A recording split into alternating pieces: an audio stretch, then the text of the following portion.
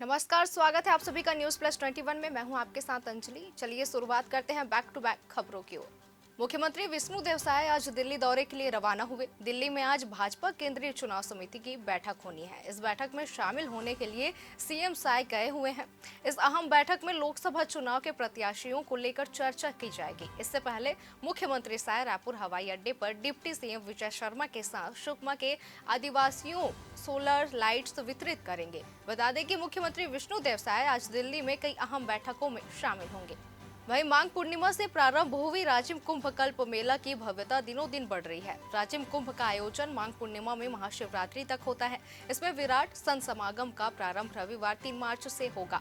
धर्मस्व मंत्री बृजमोहन अग्रवाल के निर्देश पर राजिम मेला के संत समागम स्थल पर साधु संतों, महामंडलेश्वरों, आचार्य महात्माओं के लिए विशाल डोम, स्विच कॉटेज, कुटिया तथा यज्ञशाला का निर्माण किया गया है, जिसमें संत महात्माओं द्वारा विभिन्न प्रकार के यज्ञ अनुष्ठान को भी पूरी वैदिक रीतियों के साथ संपन्न कराया जाएगा।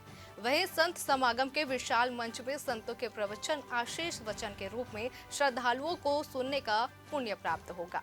भारत सरकार स्कूल शिक्षा एवं साक्षरता विभाग के संयुक्त सचिव और राष्ट्रीय साक्षरता मिशन के महानिदेशक अर्चना शर्मा अवस्थी ने कहा कि छत्तीसगढ़ राज्य साक्षरता के क्षेत्र में बेहतर कार्य करते आए हैं। उम्मीद है कि उल्लास कार्यक्रम में भी छत्तीसगढ़ में उत्साह एवं उल्लासपूर्वक कार्य करेंगे। उन्होंने कहा कि यह कार्यक्रम ईच वन टीच वन पर आधारित है। छत्तीसगढ़ में स्वयंसेवी शिक्षकों की एक बड़ी संख्या है, जो इस कार्यक्रम की सफलता का सकारात्मक पक्ष है। निश्चित तौर पर छत्तीसगढ़ वर्ष 2027 तक प्रदेश को पूर्ण साक्षर करने में सफल होगा। झारखंड में हुए भयावह ट्रेन हादसे में 2 लोगों की मौत हो गई है, जबकि दर्जनों घायल हैं। देर रात तक घटनास्थल पर रेस्क्यू ऑपरेशन चल रहा था। पुलिस प्रशासन की टीम झाड़ियों में भी जाकर शवों की तलाश करने में लगी है, क्योंकि आसपास जंगली इलाका है। पटरियों पर यात्रियों के बैग, चप्पल, पहचान पत्र और बोतल बिखरे पड़े हैं, जो हादसे की भयावहता और दर्द को बयां कर रही है।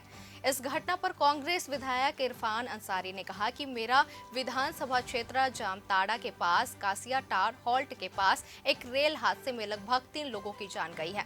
कई लोग लापता हैं, ऐसी सूचना मुझे मिल रही है। लोग हमारे सदमे में हैं। मैं जामताड़ा के लिए निकल रहा हूं। जैसे ही मुझे घटना की जानकारी मिली, मेरी बात जिला प्रशासन और रेल प्रशासन से हुई। मैंने उनसे लोगों की मदद करने को कहा। ये घटना कैसे हुई, इसकी जांच करने का मैंने निर्देश दिया है।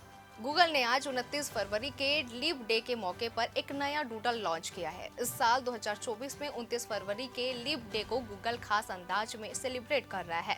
गूगल के डूडल में दिखाया गया है कि 28 फरवरी और 1 मार्च के बीच 29 फरवरी इस बीच आकर बैठ गई है। गूगल के डूडल आमतौर पर किसी शख्स, इवेंट या कार्यक्रम को लेकर होते हैं जो किसी खास देश से जुड़े हो, लेकिन लीप ईयर सेलिब्रेशन का डूडल यूनिवर्स है, यानी सभी देशों से जुड़ा है। जैसे आप जानते हैं कि 29 फरवरी को लीप डे का दिन माना जाता है।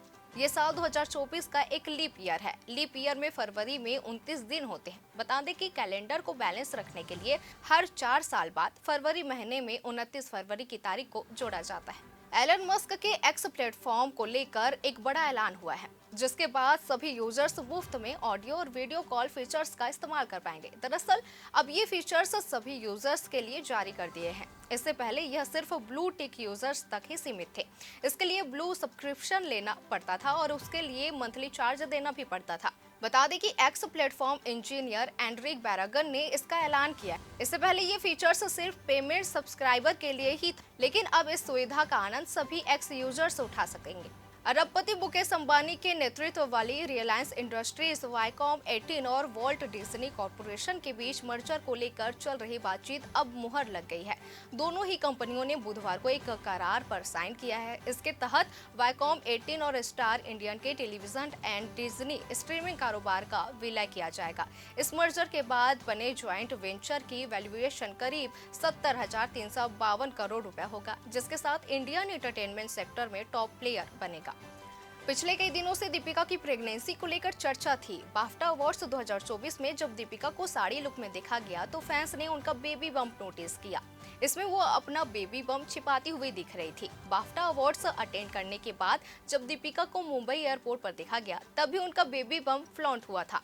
अब इन कयासों को दीपिका ने सच करार दिया है। बता दें कि दीपिका और रणवीर सिंह के घर बहुत जल्द किलकारी गूंजने वाली है। दीपिका ने प्रेगनेंसी कंफर्मेशन पोस्ट में फोल्डिंग हैंड और इविल आई इमोजी बनाया है। मनीष मल्होत्रा, मेधा शंकर, अंगद बेदी, मयांक चैंग, कुब्रा सैद, मसाबा गुफ्ता जैसे तमाम सितारों ने कपल को 2 से 3 होने की बधाई दी है। तो वैसे ही तमाम जानकारियों से लगातार अपडेट रहने के लिए बने रहिए हमारे साथ। न्यूज़ प्लस 21, आपके हक की बात।